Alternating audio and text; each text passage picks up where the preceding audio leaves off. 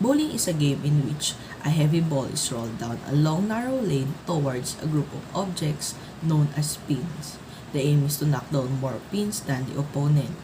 It was created around 5,000 years ago in ancient Egypt and is modernized into what we know today, recently in 1930. Bowling is actually a very old sport, having found historical artifacts from 3200 BC that suggested they played a game with a similar concept of bowling. The Professional Bowling Association or PBA was founded in 1958 and became similar to the concept of professional golfing tours.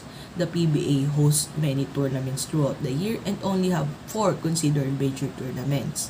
These major tournaments are the USBC Masters, the PBA World Championship, the Tournament of Championship, and the US Open. Some top players of the PBA include Pete Weber, Walter Ray Williams Jr., Earl Anthony, Norm Duke, and Mark Roth.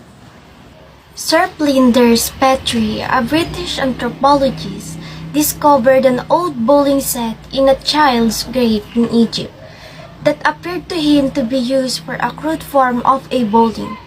Around 5000 BC, ancient Egyptians rolled stones at a various object with the goal of knocking them down. The modern game of bowling was created by him after he discovered the version played in ancient Egypt. There is other form of bowling that is played in other countries including the Germany, England, and America. It is incapable to find the true inventor of the game considering of how old it is and how many different forms there have been across the world. Still, Sir Flinders managed to modernize the game and credited with the creation of the game we know today. During the 20th century, bowling gained rapidly in popularity. In the early 1930s, after the end of Prohibition, beer companies were looking for a new venue for their advertisement. Many teamed up with the Bowling Proprietors Association to promote their brand through the sport of bowling. The increase of technology also increased the popularity of the game since it made it more faster to be recognized by the people. Television also played a big role by increasing the ratings of bowling in the 1950s as it led to broadcast of bowling matches. The Professional Bowling Association also helped to increase the popularity of the sport by giving the fans a place to focus their interest in the sport. Terminologies in bowling. There are many types of terminologies in bowling. One of it is open frame. An open frame is a turn with a score of 0 points. Second, pocket. The area just to the right of the head pin or the left of the head pin. This is the sweet spot you generally want to aim for to minimize your chance of split. Split naman. When the remaining pins are left with a gap between them, often this is caused by hitting the head pin straight and instead of the pocket. Fourth, the 7 to 10 split. This is one of the toughest shot in bowling and occurs when only the leftmost and rightmost pin remain. Lastly, handicap. Handicap are most commonly applied in recreational league. Typically, this is done by adding points to a more skilled bowler average to make game with less skilled bowler competitive. In bowling, there are different terminologies, and the first one is a strike. A strike in bowling is when players knock down all of their pins on their first throw. Next is a spare. It is called spare when the remaining pins have been knocked down on your second throw. The third one is double. If you get two consecutive strikes or you knock down all of your pins two straight times within a single game, that's called a double. The fourth one is turkey. It is just like a double that you need two strikes consecutively, but this time it will only be called turkey if you get three strikes in a row. The fifth one is four bagger. Once you get the turkey, next up is four bagger. It is a four strikes in a row.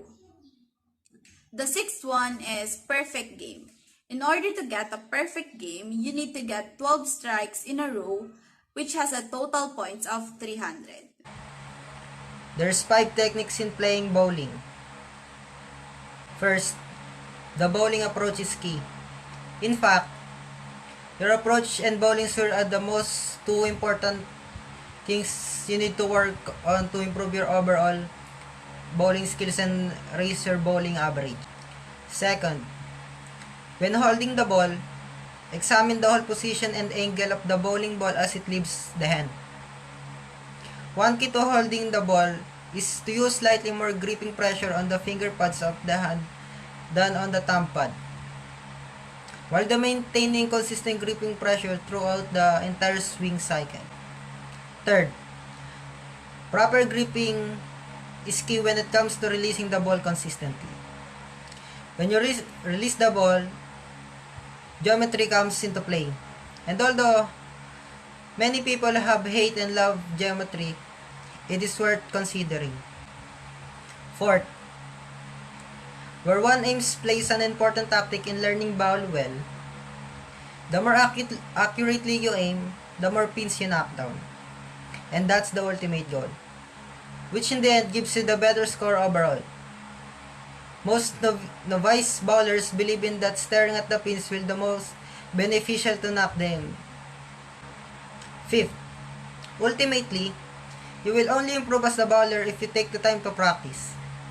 And you will only practice if you enjoy the bowling center that you consider your home alley. It will be a lot easier to make the time to practice if your bowling center suits you as an individual. We are going to talk about the basic skills in bowling, but first, let's talk about what skills are needed for bowling. The basic physical fitness needs for developing bowling skills are strength in the upper arms and shoulder, and endurance in the upper arm, shoulder, and legs. Upper arm and shoulder strength will help the athlete develop the smooth and coordinated approach and delivery. So next, let's talk about the basic skills in bowling. Precision, ball speed, and consistency of ball deliveries are the three main elements of basic skills acquisitions for both disciplines.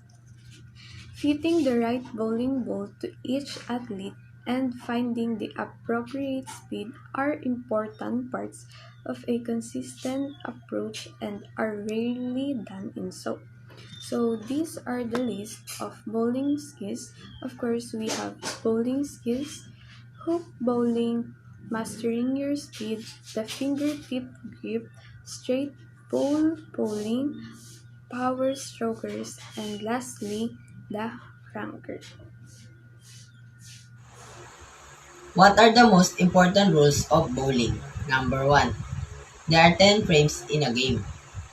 In the bowling, there are 10 frames in each game. A frame is composed of each bowler taking one turn with a maximum of 2 rolls. Number 2. Release the ball from behind the foul line. When bowling, the bowler must release the ball from behind the foul line and allow the ball to roll over the line into the lane of play. Number 3. Cannot cross the foul line. While playing a bowling match, the bowler may not cross the foul line at any time. If they cross the foul line, the ball will be taken away. Number 4. The ball cannot come out of the gutter. It is actually against the rules in competitions. And the pins that were knocked over will not count towards the bowler's score. Number 5. The ball cannot be altered during the game. Any alteration to bowling balls must be done before the match starts, or the bowler may be disqualified in competitions match. Rules and regulation. Maximum score is 300. During any given bowling match, a player can achieve maximum score of 300. Receiving a score of 300 can be accomplished by bowling at a maximum of 30 points each of the 10 frames. 7. 2 balls per frame, besides 10 frame. Outside the 10th frame, a bowler may only have a maximum 2 balls per frame.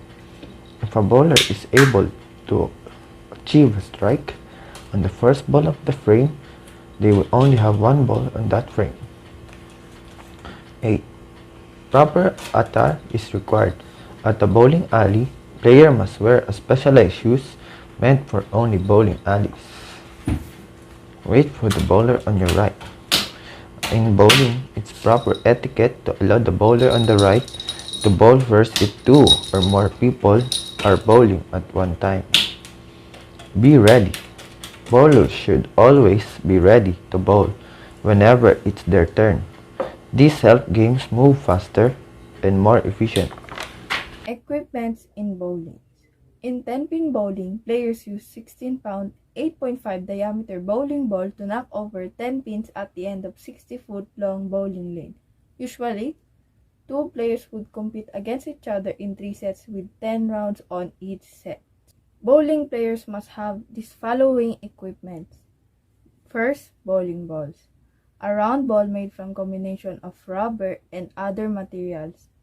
10-pin bowling balls have 3 drilled holes in them, 1 for the ring, 1 for the middle finger, and 1 for the thumb. Bowling bags. This protects and carries the bowling balls.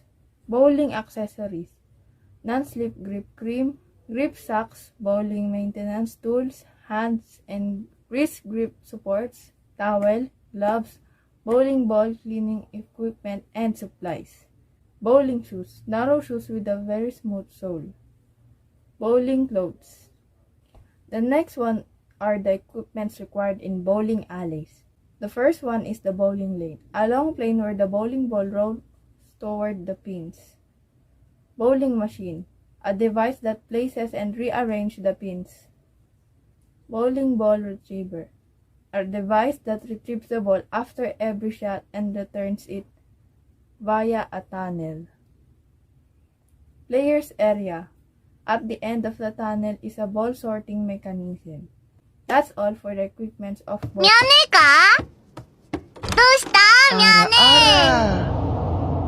Ara. Ganbatte ya oni-chan. Date bayo kimochi.